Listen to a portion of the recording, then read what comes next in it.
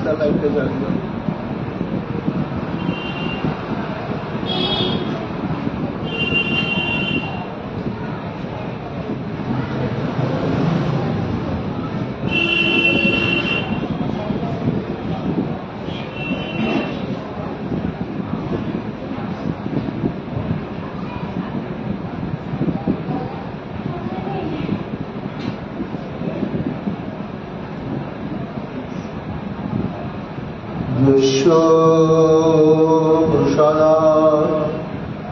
ভগবতে প্রসাদ প্রসাদান্নগতি কুতয়োগি ধ্যায়ং স্তুবংস্তস্য যশস্ত্রী সঙ্গম বন্দে গুরো শ্রীচরণারবিন্দম গৌর কৃপা ঘনীভূতম প্রভু শ্রী হরিনন্দনম মম জীবন সর্বস্বম ভক্ত্যা নৌমি পুনঃ পুনঃ রাধা কৃপাময়ং মুকুম শ্রী গুরুদিন তারকম প্রভু শ্রী গৌর গোপালম ভক্ত্যা নৌমি পুনঃ পুনঃ আজানুলম্বিত ভুজ কনকাবদাত সংকীর্তনৈক পিতর কমলায়তাক্ষ নিঃসাম্ভর দ্বিজবর যুগধর্মপাল বন্দে জগৎ প্রিয়কর করুণারবতার আনন্দ নীলাময় বিগ্রহায় হেমাব দিব্য ছবি সুন্দরায় তস্मै মহাপ্রেম রস প্রদায় চৈতন্য চন্দ্রায় নমো নমস্তে নিরানন্দমিদং সর্বং প্রেমানন্দ স্ফটিকৃতম যেন তং সততং বন্দে নিত্যানন্দং জগদ্গুরুং শ্রী অদ্বৈত নমস্তুভ্যং কলিচল কৃপানিধে গৌর প্রেম প্রদানায় শ্রী সীতাপতয়ে নমো রাধিনী স্বরূপায় গৌরাঙ্গ সুহৃদায় চ ভক্ত শক্তি প্রদানায় গদাধর নমস্তুতে প্রণমামি শ্রীবাসং তমাদং পণ্ডিতং মুদা শ্রীগৌরাঙ্গ কৃপাভদ্রং কীর্তনানন্দমানসম গৌর প্রেম প্রদায়ৈব সর্বত্র সমদর্শিনে নারায়ণ সুতায় চ শ্রীমন্নরহরয়ে নমঃ বর্হাপিরবিরামং মৃগমদতিলকং কুণ্ডলাক্রান্ত গণ্ডং কঞ্জাক্ষং কুম্ভকণ্ঠং স্মিত শুভগমুখং সাধুরেণস্তবেন শ্যামং শান্তং ত্রিভঙ্গং রবিকর বসনভূষিতং বৈজয়ন্ত্য়া বন্দে বৃন্দাবনস্থযুবতী শতবৃতং ব্রহ্মগোপালবেশম নমো নলিননেত্রায় বেণুবাদ্য বিনোদিনে রাধাধর সুধাপানম শালিরে বনমালিনে হে কৃষ্ণ করুণা সিন্ধু দীনবন্ধ জগৎপতে গোপেশ গোপিকা কান্ত রাধাকান্ত নমস্তুতে মুখং করোতি বাচালং পঙ্গুং লঙ্ঘয়তে গিরিং যৎ কৃপা তমং বন্দে পরমানন্দ মাধব তপ্ত কাঞ্চন বৃন্দাবনেশ্বরী বৃষভানুসুতে দেবী তং নমামি হরিপ্রিয়ে মহাভাব স্বরূপাতং কৃষ্ণ প্রিয়া বরিয়সী প্রেম ভক্তি প্রদে দেবী রাধিকা তং নমাম্যহম রাধে বৃন্দাবনাধীশে করুণামৃত বাহিনী কৃপয়া নিজ পদাব্জে দর্শনমজ্জং প্রদীয়ম বন্দে নন্দ ব্রজস্ত্রীণাং আদরেণোমভিঘ্নস ইয়াসাং হরিকথোদ্গীতং পুনাতে ভুবনত্রয়ম আচতুর্বদন ব্রহ্মা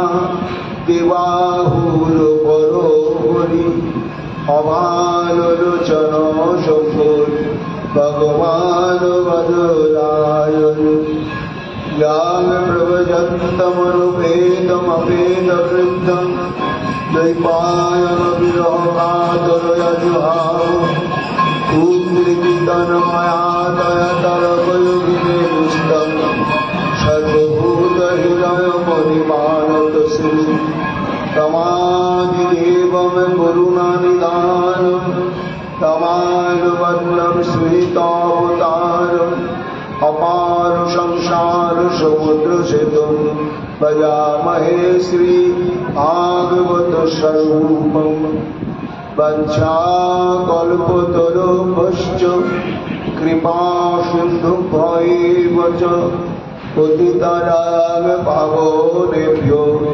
বৈষ্ণবেভ্যো নমো নমো জয় রূপ সনাতন ভট্ট রঘুনাথ শ্রীজীব গোপাল ভট্ট দাস রঘুনাথ ভক্তি ভরে বন্দি ছয় গোসাইয়ের চরণ যাহা হইতে বিঘ্ন নাশ অভীষ্ট পূরণ জয় গৌর ভক্তবৃন্দ গৌর যাদের প্রাণ সবে মিলে দেহ মরে Nitai Gour ভক্তিদান Nitai Gour horrible Nitai Gour horrible Nitai Gour horrible Nitai Gour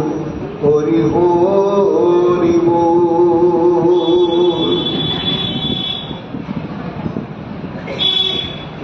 Radhe Radhe Radhe জয় জয় শ্রী রাধে রাধে রাধে রাধে রাধে রাধে রাধে শ্রী রাধে রাধে রাধে।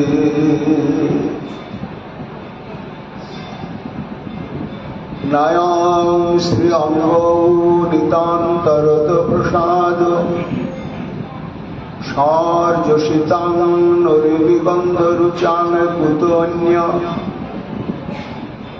রসোৎসবেয়স্য ভুজদণ্ড গৃহীত কণ্ঠ লব্ধাশিশাং চ উদ্গাদ ব্রজ বল্লভিনা। সর্ববেদান্ত সার সর্বপুরাণ চক্রবর্তী সচ্চিদানন্দ বিগ্রহ শ্রী গোবিন্দের অক্ষর ব্রহ্মময় বিগ্রহ শ্রী শ্রীমদ ভাগবত মহাপুরাণের দশম স্কন্ধে 47তম অধ্যায় 60 সংখ্যক নিতাই গৌর হরি বল নিতাই গৌর হরি বল গৌর হরি বল গৌর হরি বল।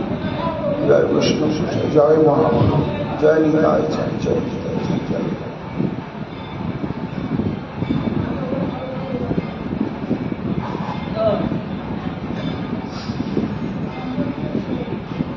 ষাট সংখ্যক শ্লোকে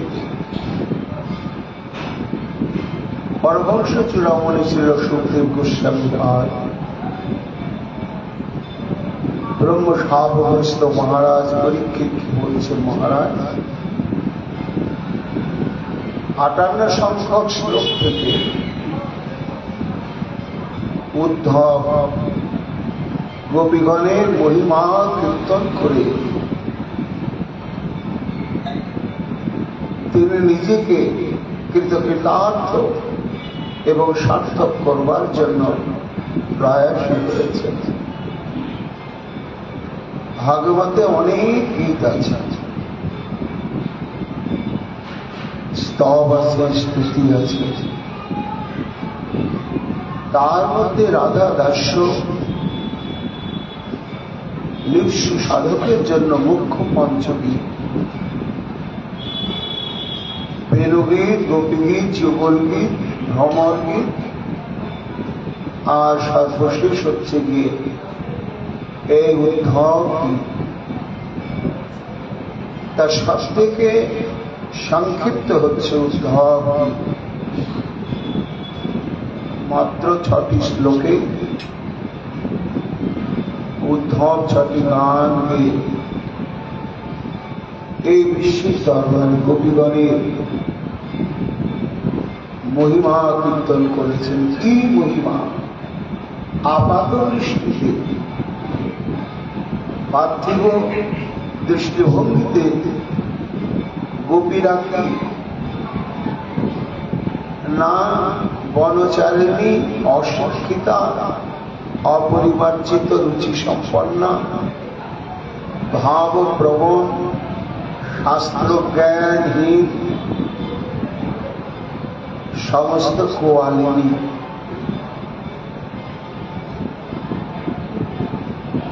বৈদকদের বিচারে তাদের কোন যোগ্যতা, কোন অধিকার, কিন্তু যথাবস্থিত দৃষ্টিভঙ্গিতে তারা এইরকম হলেও তারা হচ্ছে এমন উচ্চকোটি কৃষ্ণ প্রেম সাধিকা, কৃষ্ণ প্রেম আরাধিকা। সেই মহিমায় যেন উদ্ধব সমগ্র বিশ্বে তুলে ধরছে। জগৎ যাদেরকে তোমরা সাধারণত অজ্ঞান মূর্খ গোয়ালিনী মনে করো, তা নয়। তাদের সঙ্গে ব্রহ্মাণ্ডে এমন কোন সর্বশক্তি নেই যে তুলনীয় হতে পারে, তুলনীয় কখনোই হবে না। এই 6টি গানের মধ্য দিয়ে উদ্ধব বারবার এই তত্ত্বটি, এই তথ্যটি তুলে ধরেছে। অর্থাৎ সুখমণি বলছেন মহারাজ উদ্ধব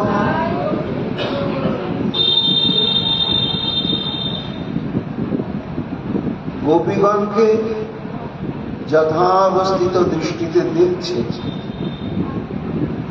আবার অন্তর্দৃষ্টিতে দেখছে, জ্ঞানালোকে দেখছেন, আবার ভক্তি রসানুভূতি দিয়ে দেখছে। একের পর এক তাদের বৈচিত্র্যময় মহিমা উদ্ধবের অন্তঃকরণে ভেসে উঠছে। কার সঙ্গে তুলনা দেব এই গোপীগণ? নায়ক শ্রী অঙ্গ ও নিতান্তরতে প্রসাদ স্বর দূষিতাং নলিন নিবন্ধ রুচাঙ্কুতন্যা। অর্থাৎ এই যে ব্রাহ্মকুল বালিকা, তাই পশুপালিকা,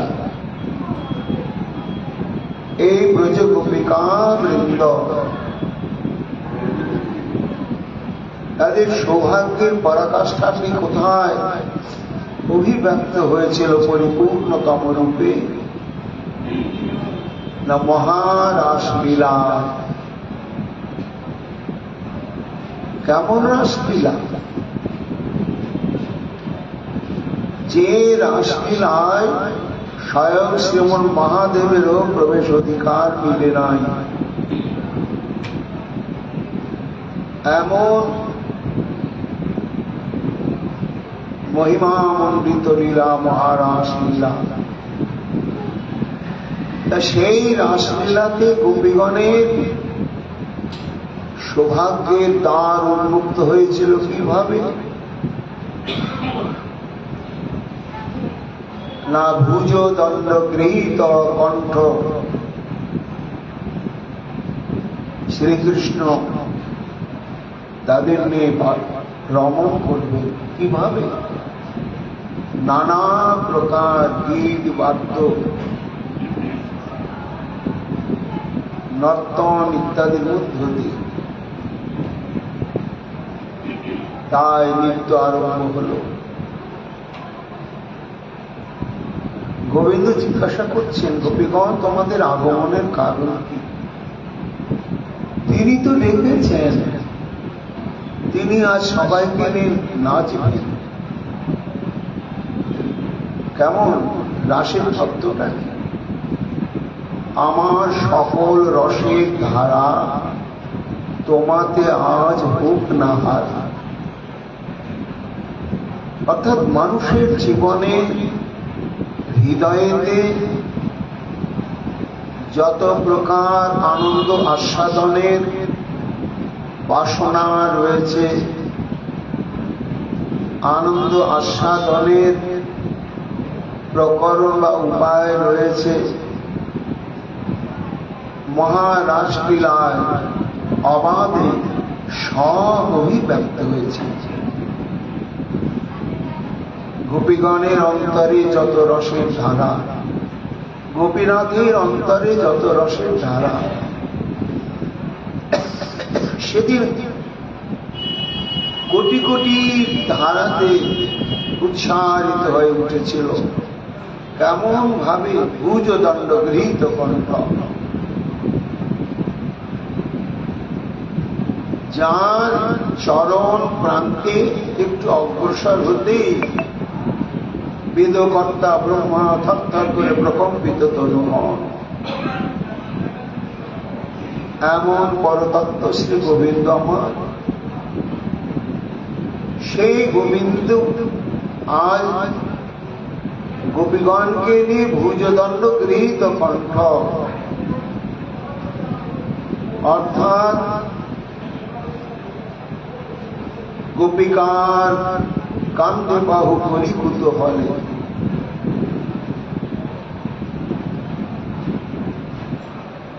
আমার নিকটে কৃষ্ণ সব গোপী বলে।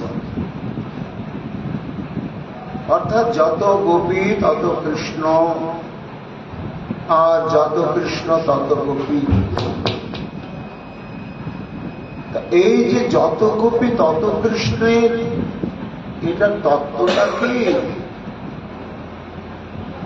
এটা কি কৃষ্ণের কায়বহু স্বরূপ? শাস্ত্র বলছেন না। কায়বহু স্বরূপটি কেমন? না যেমন শাস্ত্রে উল্লেখ রয়েছে,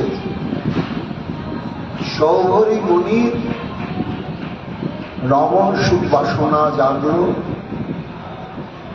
জলের মধ্যে মৎস্যের মৈথুন দর্শন করে।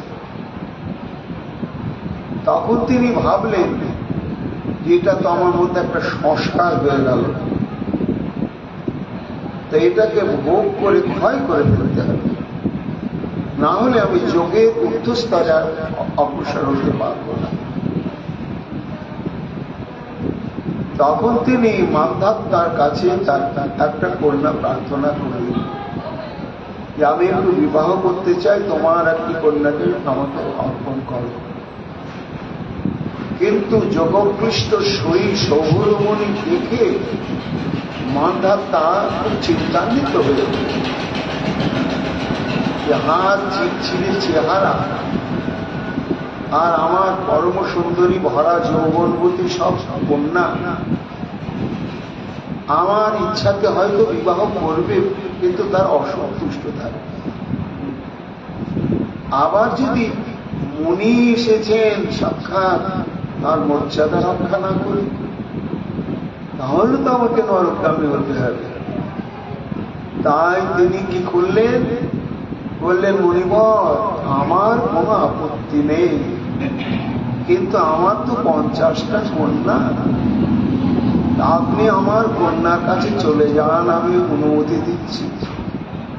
এই 50টি কন্যার মধ্যে যে কন্যা আপনার পানি গ্রহণ করবে, তাকে নিয়ে আপনি গৃহস্থ জীবন আরম্ভ করবেন। সৌভরি মণি বুঝতে পারলেন রহস্য।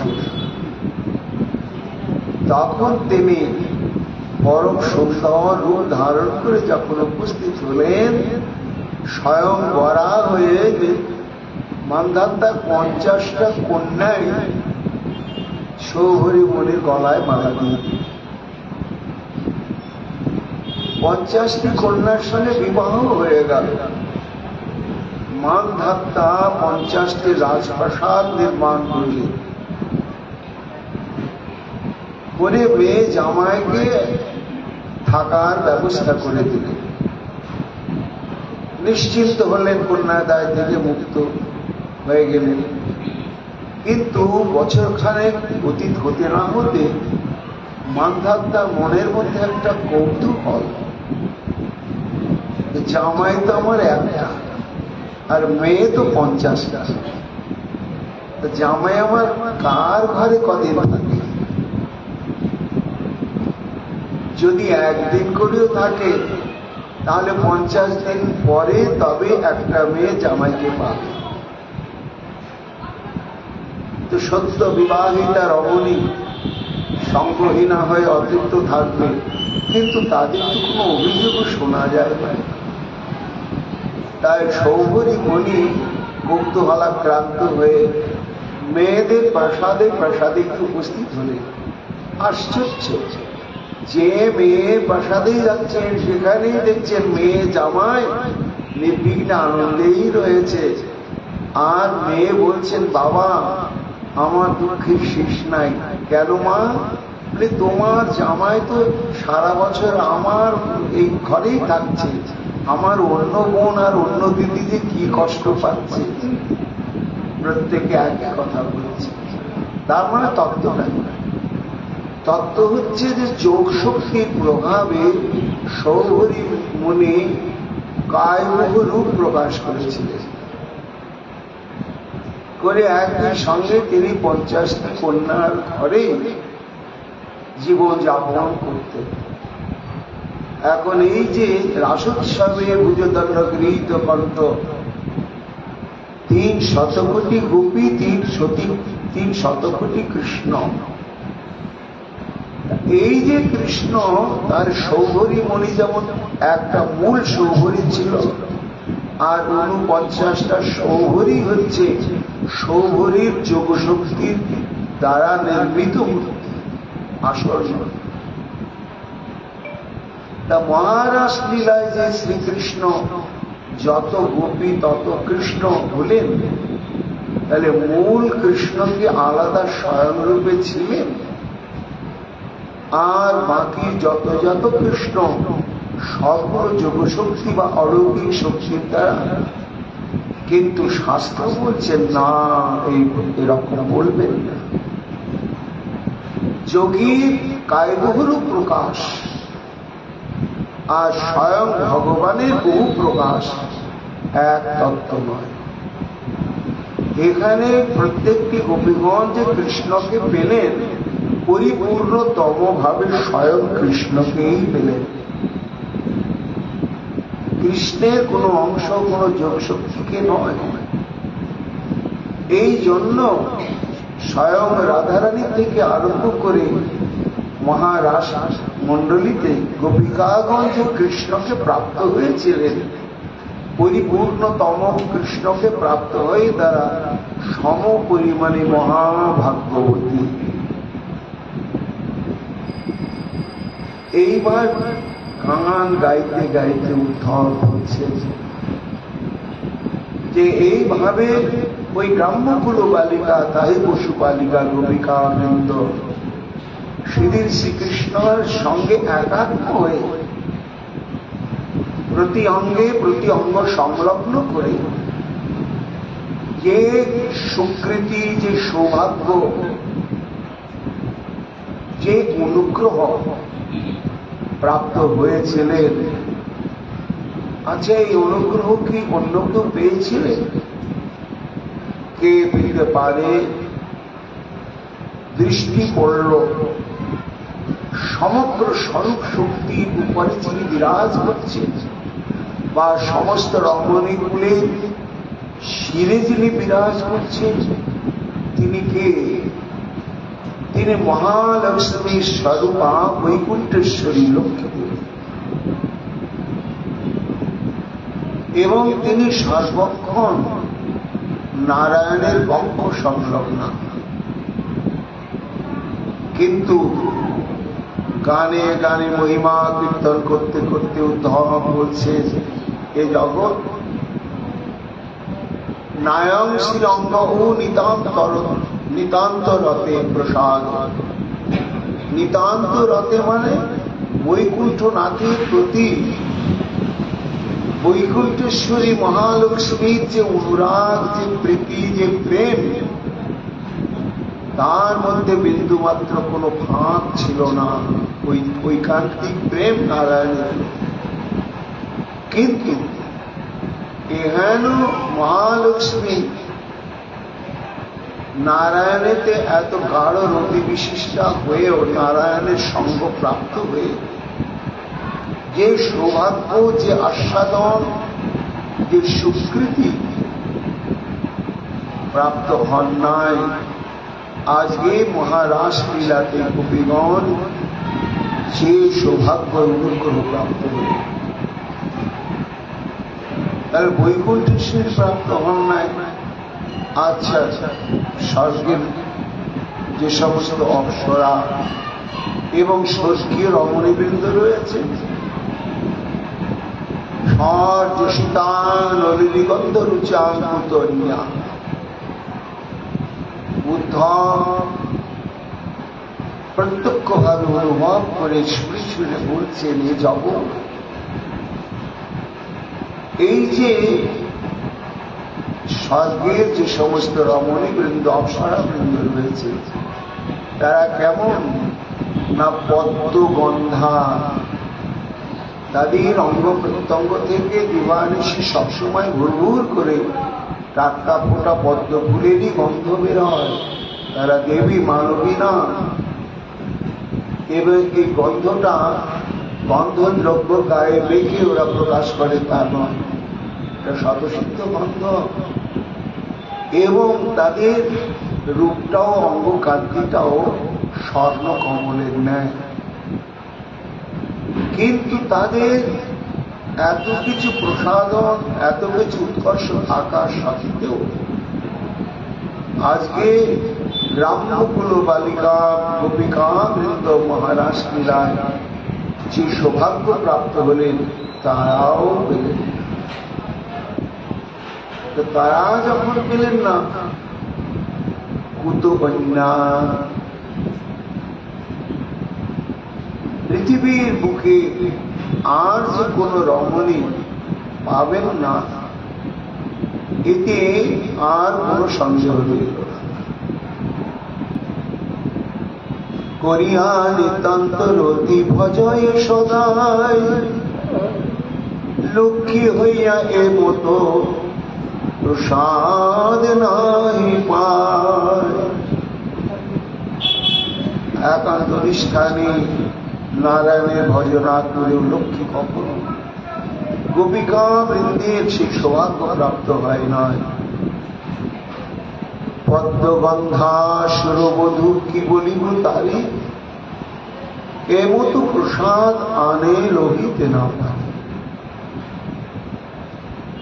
কি প্রসাদ? উদ্ধব না রাসোৎসবে ভুজদণ্ড কণ্ঠে ধরি, কৃষ্ণ লইয়া কৈলা রাস রসময় কেলি।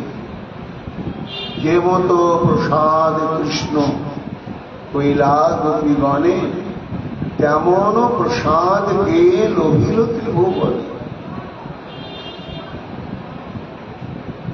এই সঙ্গীতের মধ্যে দিয়ে উদ্ধার গোপীগণের প্রতি যে কৃষ্ণের কৃপা অনুগ্রহ, এটা যে কত দুর্লভ, কত ধারণা, সেটি এখানে বর্ণনা করতে করতে আত্মদণ্ডের গ্লানি উপস্থিত হল। তখন সহসা নয়নে চলে ভাসতে ভাসতে আবার গান গাইতে লাগল। আশামহ চরণ রেণু জুষামহ বৃন্দাবনে কিমপি পূর্ব নত সিদ্ধিনা ইয়া দুস্তজগ সজন মজ্জ পতক চরিত্বা ভেজুর মুকুন্দ পদবীম শ্রুতিভীর মৃজ্ঞান। সুকমুনি বলছেন, মহারাজ, যত গোপীগণকে নিয়ে চিন্তা করছে, ততই নিজে যে কত হীন, কত হতভাগ্য, এটা মর্মে মর্মে অনুভব হচ্ছে। আত্মধিক্ষার এসে গেল। এমন যে গোপীগণের সৌভাগ্য, যা লক্ষ্মী দেবী স্বর্গের ললনাবৃন্দ প্রাপ্ত হন নাই, আর আমার কি স্পর্ধা। আমি 58 সংখ্যক গানে বললাম, যদ বাঞ্ছতি যদ ভব ভিয় মুনয় বয়ম, অর্থাৎ এই যে গোপীগণের হৃদয়ে শ্রীকৃষ্ণের জন্য যে প্রেম বস্তু, এই রস এতই দুর্লভ, আবার তেমনি প্রবলভাবে বাঞ্ছনীয়। ওই বস্তুটি যেন প্রয়োজন তত্ত্ব, ওই বস্তুটি পাওয়ার জন্যই যেন ভগবত উপাসনা। যা প্রয়োজন বস্তু অনেক রকমই আছে।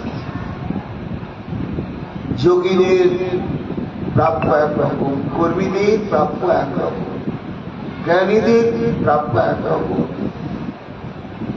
আবার যারা বিধি ভক্ত, বিধি ধর্মকে আশ্রয় করে অনুসরণ করে চলেছে, তাদেরও যে প্রয়োজন তত্ত্ব আলাদা। কিন্তু এই যে রাগ ভক্তিকে অবলম্বন করে রাগানুগামার্গীয় সাধকের যে প্রয়োজন তত্ত্ব, সেই প্রয়োজন তত্ত্বই তো হচ্ছে তার মধ্যে রাধা প্রেম সাধ্য শিরোমণি, যাহার মহিমা সর্বশাস্ত্রকে মাথায়। তাহলে সেটাই তো সাধ্য বস্তু। তো যা সাধ্য বস্তু, সেটাই পাওয়ার জন্য সবার ভিতরে তো আশা। তাই উদ্ধব বলছে যে সেই বস্তুটি একমাত্র গোপীগণে বিনা ভজনে শতসিদ্ধ বা নিত্যসিদ্ধ স্বরূপে তারা প্রাপ্ত হয়েছে। আর বাঞ্ছা করছে কারা? ওই বস্তুটি পাওয়ার জন্য ভজন করছে, সাধন করছে, দিন রাত্রি তীব্র লালসা পোষণ করছে কারা? যদ বাঞ্ছতি ভব ভিয়, অর্থাৎ সংসার ভয়ে ভীত, সৎসঙ্গ প্রভাবে যাদের চেতনা ফিরেছে, তারা তখন এই সংসার ত্রিতাপ থেকে মুক্ত হওয়ার জন্য ভজনের পথ অবলম্বন করে খুঁজছে যে কোন সাধ্য বস্তুকে প্রাপ্ত হওয়া উচিত। তারা জানলো হ্যাঁ ওই বস্তু, এই জন্য ওদেরকে বলা হয় মুমুক্ষু। যারা মুমুক্ষু ভক্ত তারা ওই গোপীদেরকে পাওয়ার জন্যই বাসনা করছে।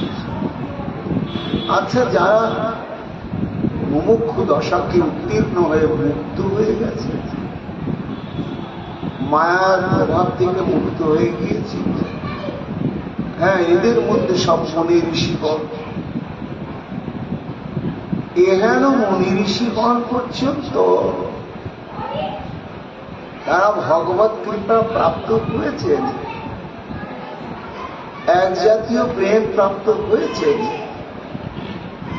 কিন্তু হওয়ার পরেও তারা অনুভব করছেন যে এটাই সেই প্রেম নয় যে প্রেমের কাছে ভগবান ঋণ স্বীকার করতে বাধ্য হবে।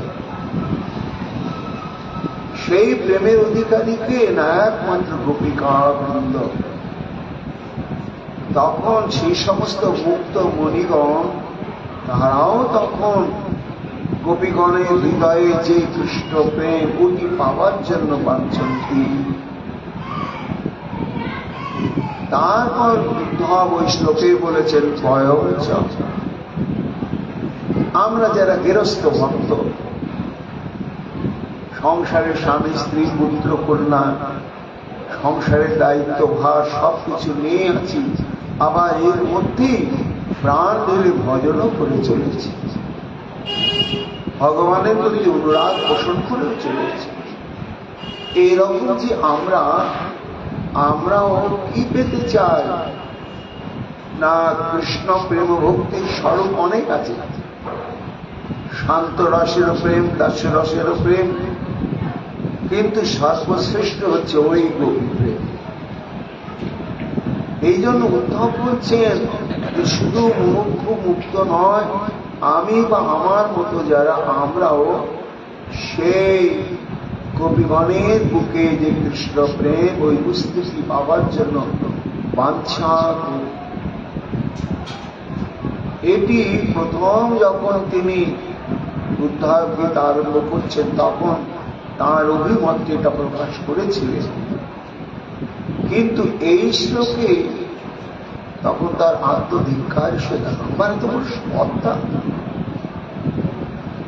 যে সেই গোপীগণের বুকে কৃষ্ণের যে প্রেম বস্তুটি ওই বস্তুকে পাওয়ার জন্য আমি বাসনা করছি। আরে পাওয়া তো খুব দূরের কথা, বাসনা করারও অধিকার নেই, একেবারেই নেই আমার। কোথায় গোপী আর কোথায় গোপীর হৃদয় স্থিত অধীর মহাভাবাত্মক কৃষ্ণ প্রেম,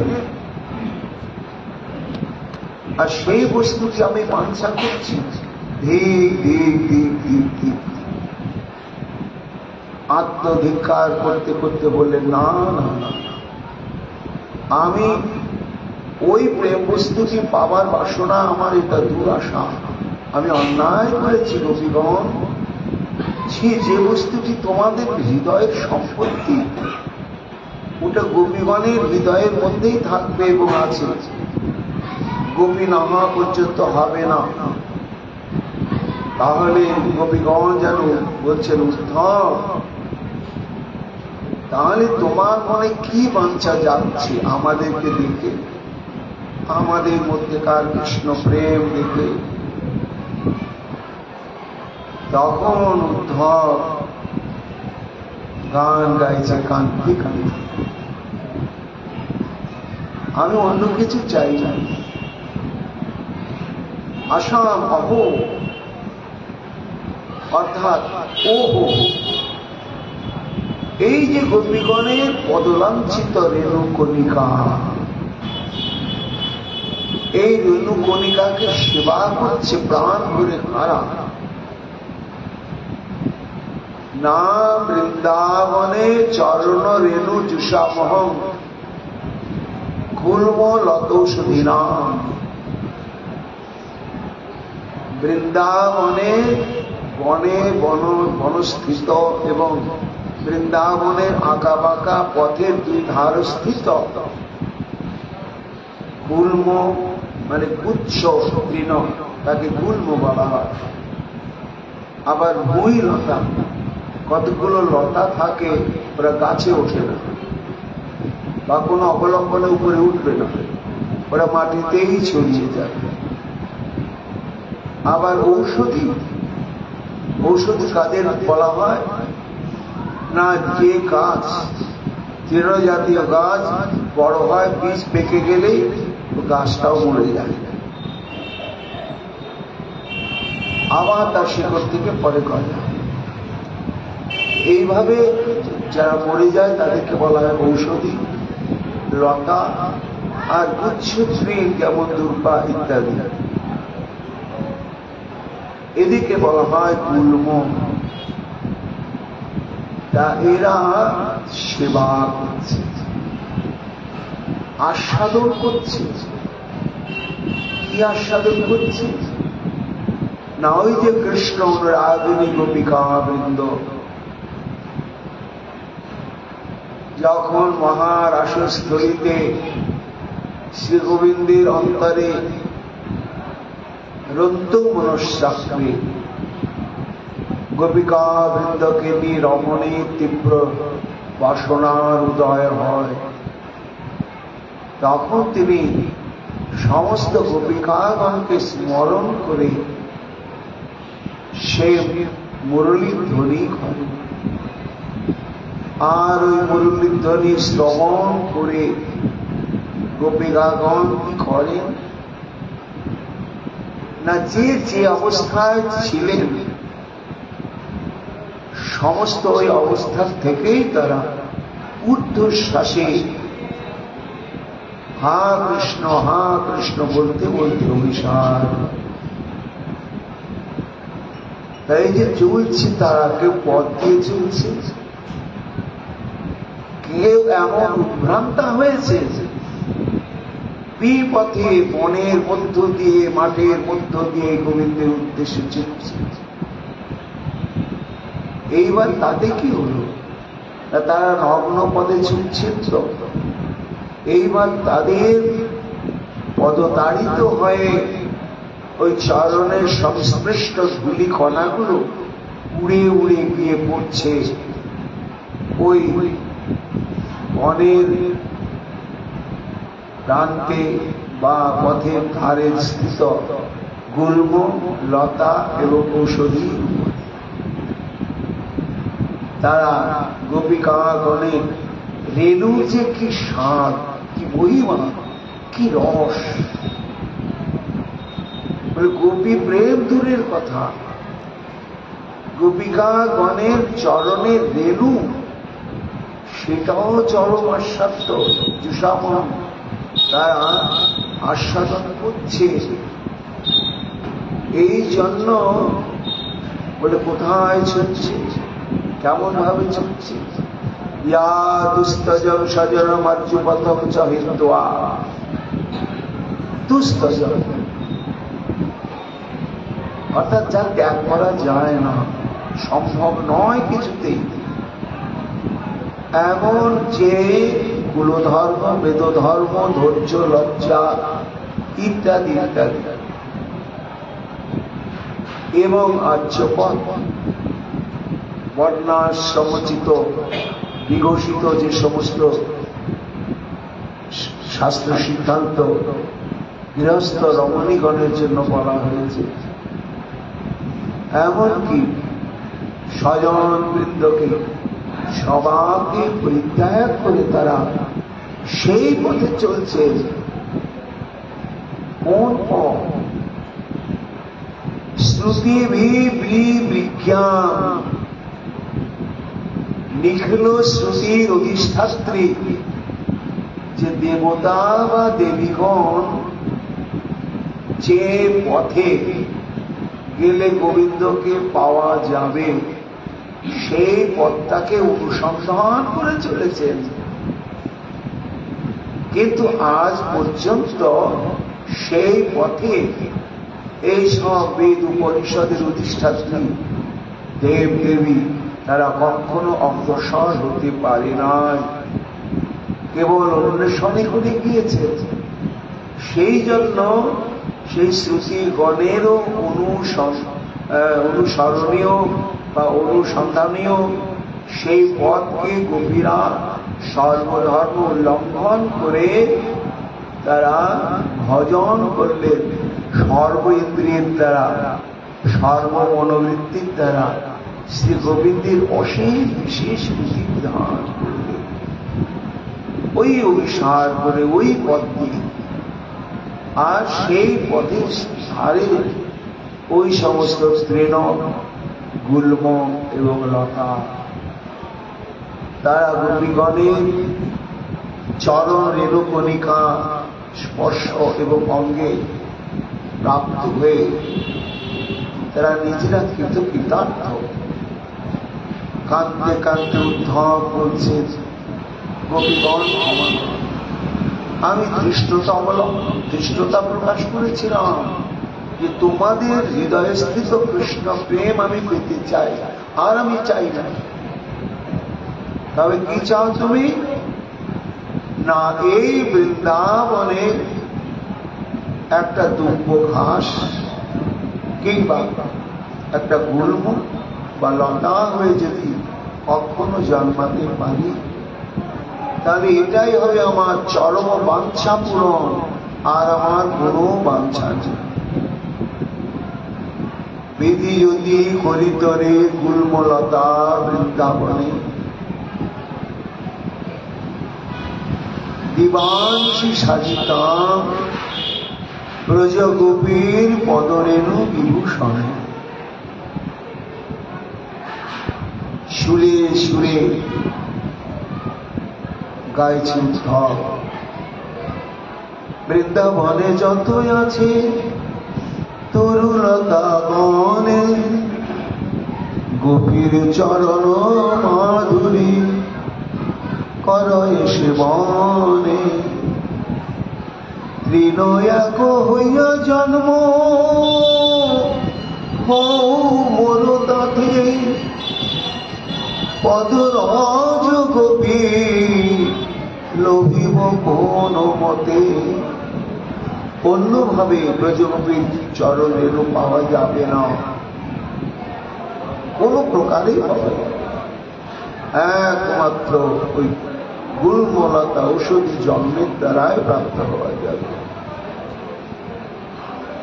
স্বজন বান্ধব আচ কুল ধর্ম ছাড়ে, ভজিল বন্ধু পদ দৃঢ় ভক্তি করি। যে পদবী অন্বেষণ করে শ্রুতিগণে, হেন কৃষ্ণ পদগোপী লভিল আপনে।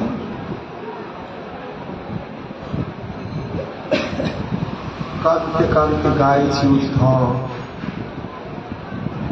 গাইতে গাইতে আবার এক একটা করে ভাবের তরঙ্গ এসে উদ্ধবের মনোবৃত্তি চিত্তবৃত্তিকে আচ্ছন্ন করে অন্যদিকে নিয়ে যাচ্ছে। কিন্তু জায়গাও একটি কবি, ইয়া বৈ শ্রিয়ার্চিতা মজাদিভিরাপ্ত কাময়ের যোগেশ্বরৈরূপী যদাত্মনিরাশবষ্টা কৃষ্ণস্য তৎ ভগবতশ্চরণারবিন্দম ন্যস্ত স্তনেষু বীজহ পরিরক্ষতা। অর্থাৎ কে যেন প্রশ্ন করছে উদ্ধবকে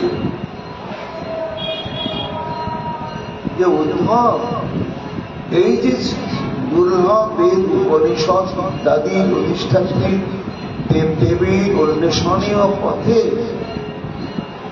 পুনরাগতি গোপিকা বৃন্দ যে গোবিন্দের দিকে ছুটে চলেছিলেন, তা সেখানে তারা গোবিন্দকে কিভাবেই প্রাপ্ত হয়েছিলেন।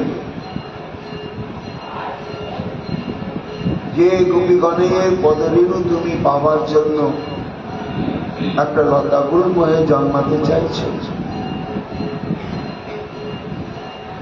সেই গোবিন্দের চরণের মহিমা কি, আর সেই চরণ প্রাপ্ত হওয়া গোপীগণের মহিমাই কি, তার উত্তরে যেন উদ্ধার করছেন যার ওই শ্রেয়ার্চিতম, অর্থাৎ পরতত্ত্ব শ্রী ভগবান।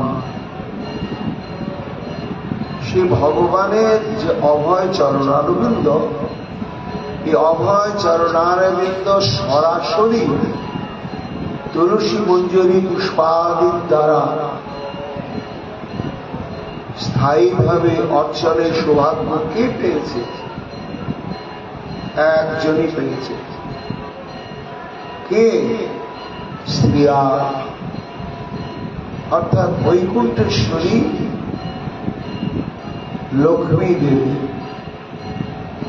তিনি নিত্য নিত্য প্রাতঃকালে প্রভু নারায়ণকে বসিয়ে অর্চন করেন তুলসী চন্দনের দ্বারা, প্রত্যক্ষ সরাসরি।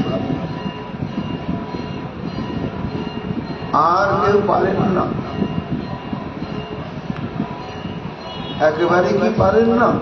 না, লক্ষ্মী দেবীর মতন স্থূল সরাসরি ভাবে একেবারে তুলসী চন্দনে প্রভুর চরণে দিলাম, এই সৌভাগ্য পায় না। কি সৌভাগ্য পায়?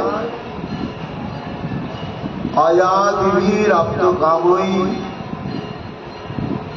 ব্রহ্মার সৌভাগ্য হয় না লক্ষ্মী দেবীর মতন ভগবানের চরণ অর্চনা করি। তাহলে তিনি কিভাবে করেন না, সেটাও অর্চনারই একটা অঙ্গ। সেটি হচ্ছে বন্দনা। ব্রহ্মা যার চরণ অর্জন করার সৌভাগ্য না পেয়ে বন্দন করছে, তাহলে চরণটা কত দুর্লভ। এবং যোগেশ্বরই রূপী, যোগেশ্বরই রূপী বলতে এখানে যোগেশ্বর ভোলেনাথ থেকে আরম্ভ করি যত যত ব্রহ্মাণ্ডের যোগীগণ, তারা লক্ষ্মী দেবীর মতন সরাসরি যার চরণ অর্চন করা ভাগ্য পায় না, ব্রহ্মার মতন সরাসরি বন্দন করার সৌভাগ্য পায় না। কি করে তারা? যদাৎ মনি, তারা ধ্যানে শ্রী গোবিন্দকে, গোবিন্দের চরণকে অন্তরে স্মরণ, সরাসরি অর্চন দূরের কথা, বন্দন দূরের কথা, এই সমস্ত যোগী বৃন্দ অন্তঃকরণে ধ্যান করেই তৃপ্ত হন। সরাসরি সামনে না পেলে বন্দন করবেন কি করে, আর অর্চন করবেন কি? এমন হচ্ছে গোবিন্দের চরণ দুর্লভ। কিন্তু সেই দুর্লভ চরণ কৃষ্ণস্য তৎ ভগবত চরণারবিন্দম, অর্থাৎ স্বয়ং ভগবান শ্রীকৃষ্ণের সেই দুর্লভ চরণারবিন্দ মহারাশে ন্যস্ত স্তনেষু গোপিকাগণ, তাদের দেহের সর্বাপেক্ষা কোমল অঙ্গ হচ্ছে তাদের পয়ধর যুগল। তা সেই পয়ধর যুগলের উপরে শনৈ শনৈ ধীরে ধীরে শ্রী গোবিন্দের চরণকে তারা ধারণ করতেন। শুধু ধারণ নয়, ওই চরণকে আবার নিবিড় ভাবে পরিরক্ষ আলিঙ্গন করতে। তাতে কি হতো? বিজহুতাপন, তাদের যত প্রকার সন্তান। কি সংসার? সংসারী মানুষের মতন গোপীগণের কি আধিভৌতিক আধিদৈবিক আধ্যাত্মিক তাপ আছে? না না, এইসব তাপ না। তবে তাদের তাপটা কি আছে? না, তাপ আছে হচ্ছে অনুরাগের তাপ। কেমন? না, রাধারানী সেটি প্রকাশ করেছেন। রূপ লাগে আঁখি চুরে, গুণে মনোভোগ, প্রতি অঙ্গ লাগি কাঁধে, প্রতি অঙ্গ মোর। এই তাপ কি তাপ? নয়ন প্রতপ্ত হয়েছে কৃষ্ণ দর্শন না পাওয়ার জন্য, নাসিকা প্রতপ্ত হয়ে উঠেছে, কাতর যন্ত্রণা বেদনাগত হয়েছে। কেন? নাসিকা কষ্ট কি তোমার? আমি গোবিন্দের অঙ্গবদ্ধ থেকে বঞ্চিত। এইভাবে সখী পরশ সুখ দেবার লাগে আমার প্রতি অঙ্গ খানি। গোপীগণের এই পঞ্চ ইন্দ্রিয় আছে, পঞ্চ প্রকার তাপ। এটি সংসারে ত্রিতাপ তাপিত জীবের মতন এই তাপ নয়। তাই উদ্ধব গানে গানে বলছেন যে এই যে পঞ্চ অঙ্গে পঞ্চবিধা অনুরাগের যে তাপ, কৃষ্ণকে পাবার জন্য যখন তারা স্তনমধ্য ভাগে কৃষ্ণের সেই চরণারবিন্দ প্রাপ্ত হয়ে জড়িয়ে ধরলেন, তখন বিজহু একেবারে সমস্ত সন্তান দূর হয়ে গেল। এমন গোপিকাগণ, এমন তাদের অনুরাগ, এমন তাদের সৌভাগ্য, আর তাদের প্রতি গোপীনাথের এমন অহৈতুকী অনুগ্রহ। এমন গোপীদের জয় হোক, জয় হোক, জয় হোক। কমলা পূজিত পদ ব্রহ্মাদি বন্দন, মহাযোগেশ্বর যার পরে চিন্তন, হেন চরণারবিন্দ কুচি আরোপিয়া, ছাড়িল বিরহ তাপ হৃদয়ে ধরিয়া। সুকমণি বলছেন মহারাজ পরীক্ষিত, উদ্ধব গীতের এই পঞ্চম দিক সম্পর্কে বললাম। এইবার উদ্ধবের শেষ গান। এই গানটা গাওয়ার পরে উদ্ধব আর গান গাইলেন। শেষ গানটাকে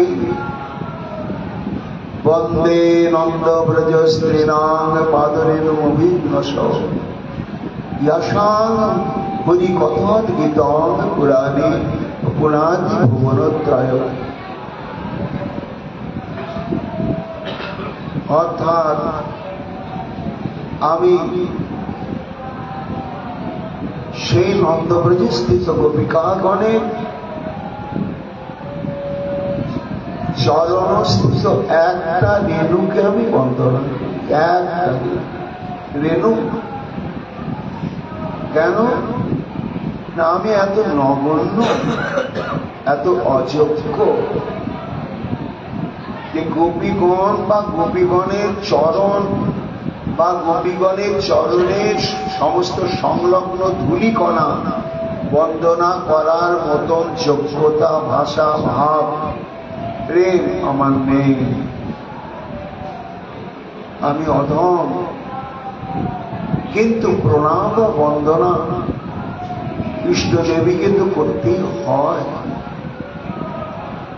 তাই চরণ নয়, চরণস্থিত সমস্ত ধূলিকণা নয়, একটি ধূলিকণাকেই আমি বারবার নতমস্তকে বন্দনা। কেন ধন?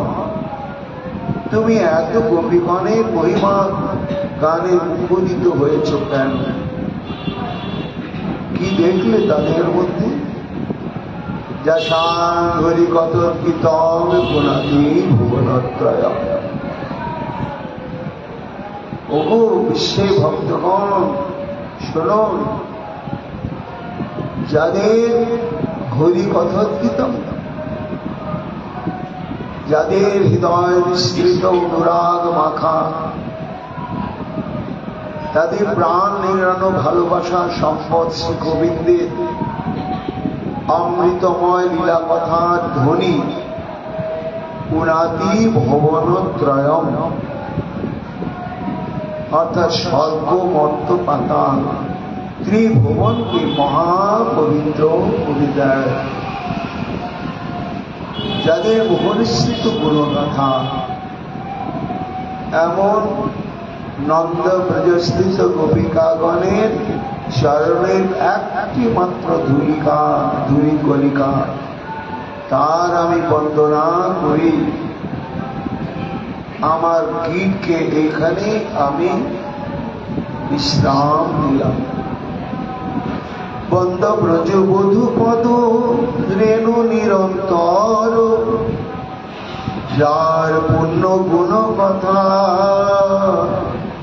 ভুবন মঙ্গল। মহারাজ পরীক্ষিত বলছেন গুরুদেব, তাহলে এইভাবে গোপীগণের মহিমা কীর্তন করলেন। করার পরে কি হল? হ্যাঁ মহারাজ, অত গোপীর অনুরাধ্য যশোদানন্দ মেবচ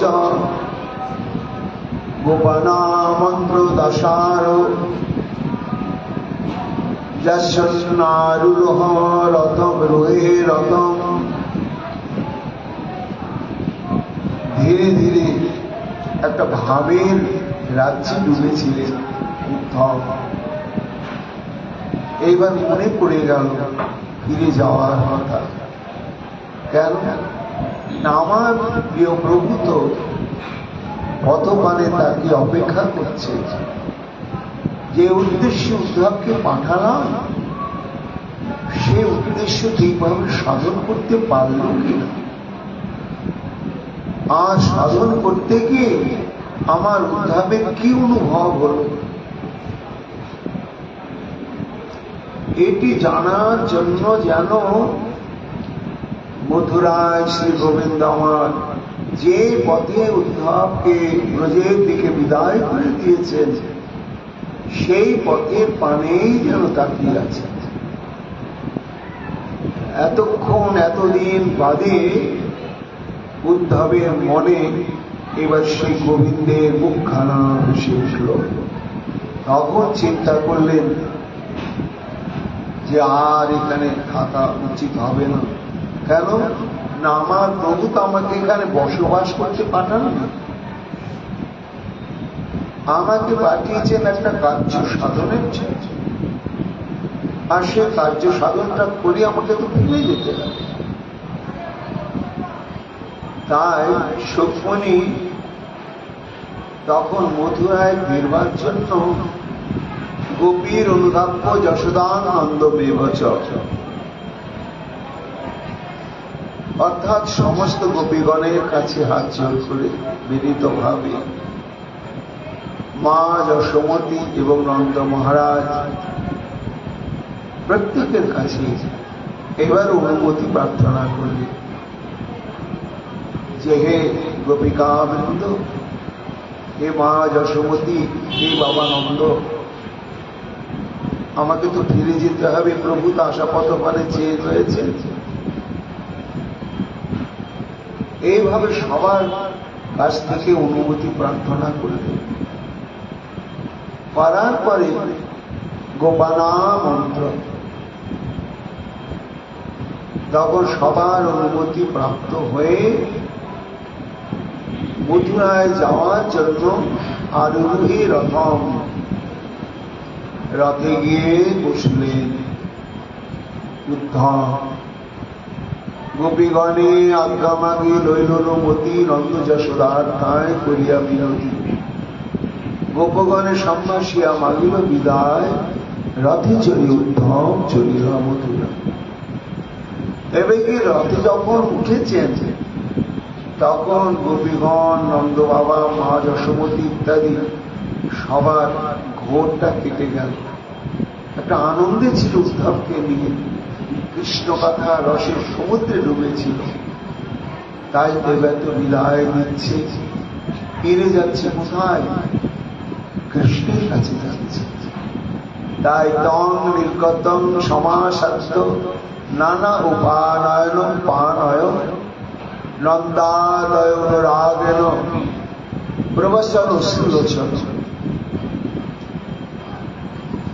তখন মা যশোমতী, নন্দ বাবা আর ব্রজের সমস্ত গোপগণ গোপিকাগণ আপন আপন সমস্তানুভব চিন্তা করে কৃষ্ণের জন্য, বসুদেবের জন্য, দেবকীর জন্য, বলরামের জন্য নানা রকম উপহার, মণি কাঞ্চন রত্ন বস্ত্র অলঙ্কার ইত্যাদি সব দিলেন। উদ্ধব নিয়ে যাও, এটি বসুদেবকে দিও, এটি দেবকীকে দিও, এটি বলরামকে দিও, এটি কৃষ্ণকে দিও।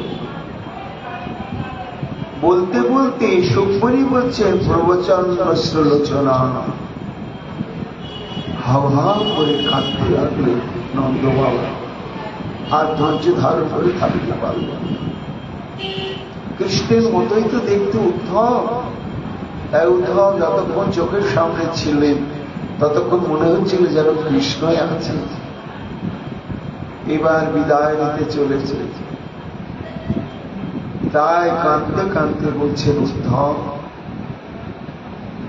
আমাদেরকে সান্ত্বনা দেওয়ার জন্য তুমি আমার গোপাল সম্পর্কে যে সমস্ত তত্ত্ব সিদ্ধান্তের কথা বললে সেসব অপরান্ত সত্য। আমরা কৃষ্ণকে চিনতে পারলাম না, আর চেনারও যেন স্পৃহাও জাগে না। গোপাল গোপালই হয়ে থাকুক আমাদের কাছে। কিন্তু উদ্ধব মনসমবৃত্তয় নশু কৃষ্ণ পদাম্বুজাশ্রয়া বাচ অভিধায়িনী নাম নাম কায়স্তৎপ্রভাবান দিবিষু। একটি মাত্র কামনা, যে আমাদের মন এবং মনের সংকল্পাত্মক বিকল্পাত্মক যে বৃত্তি, সমস্ত কিছুই যেন কৃষ্ণময় হয়, কৃষ্ণাশ্রিতই হয়। এ মন যেন কৃষ্ণকে ছেড়ে আর কিছু যেন চিন্তা না করে। বাচবে ধায়নে নাম নাম নাম। উদ্ধব, আমরা যে বাক শক্তি পেয়েছি, এই বাক শক্তিটা একমাত্র কৃষ্ণের মহিমা কীর্তন করে, তাঁর গুণানুকীর্তন করে যেন এই বাক শক্তিকে আমরা সার্থক করতে পারি। উদ্ধব, এই শুভ কামনা করি।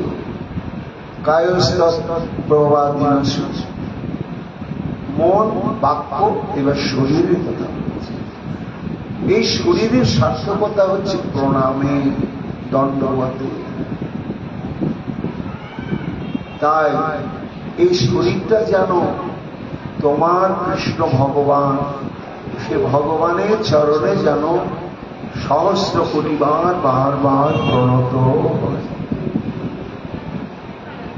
চিত্তবৃত্তি রহু কৃষ্ণের চরণ আশ্রয়ে, কৃষ্ণ বিনে চিত্ত যেন আহার নাহি লয়। বাণী হেন কৃষ্ণ গুণ কহে নিরন্তর, প্রণাম করিতে যেন রহে কলে বলে।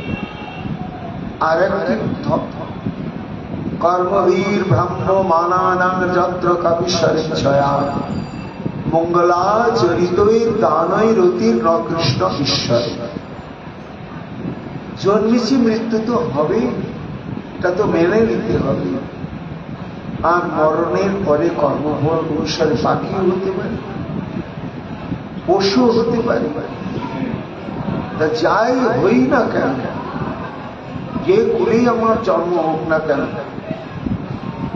ওই তোমার কৃষ্ণ যাকে ভগবান করে তুমি আমার কাছে বারবার প্রমাণ করতে চাইছেন, সেই কৃষ্ণেতেই যেন আমাদের রতিমতিটা থাকে।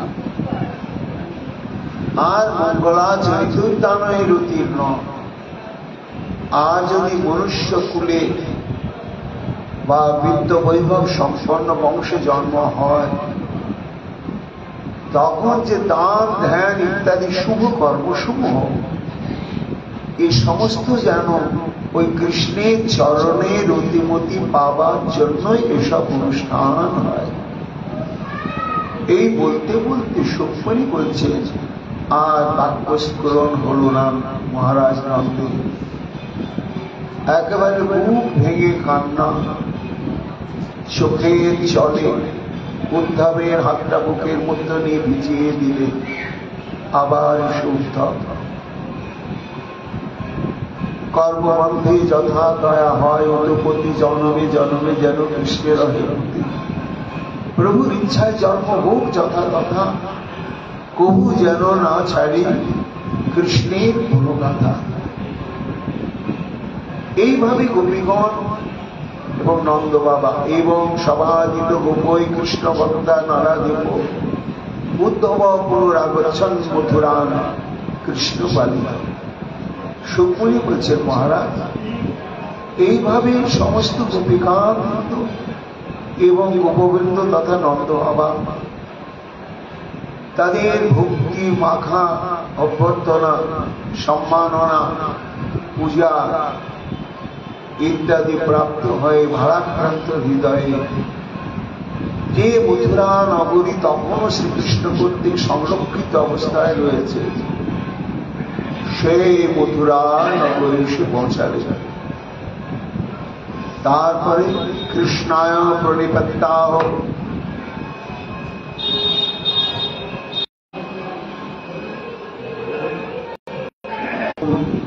গুরুস্থানীয় যারা তাদেরকে প্রণাম করি, করে আর থামতে পারছিলেন না। আহ ভক্ত ব্রেকম ব্রজপোষণ ব্যবহার দ্রৌপদী তারা প্রেম মাকে বাঁচিয়েছিলেন, একে একে সবাইকে প্রদান করতে। সুখমণি বললেন, মহারাজ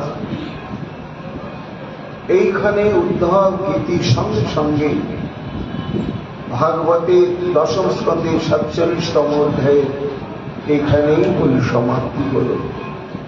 ভাগবতের সবথেকে গুরুত্বপূর্ণ অধ্যায় হচ্ছে, রাসলীলার চাইতে গুরুত্বপূর্ণ অধ্যায় হচ্ছে এই 47 সংখ্যক অধ্যায়। আমার মতো অজ্ঞ ব্যভিচারী, কামাচারী, অসংযত চিত্ত এইসব প্রসঙ্গ আলোচনা করা ধৃষ্টতা ছাড়া কিছু নয়। কিন্তু গুরুদেবের আদেশ,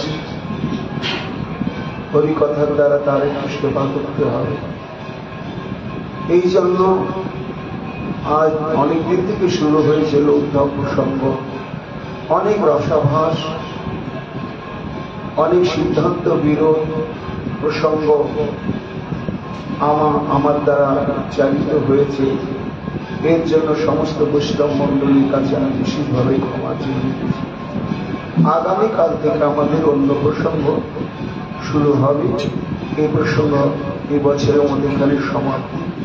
আর একটি বিশেষ ঘোষণা, আগামী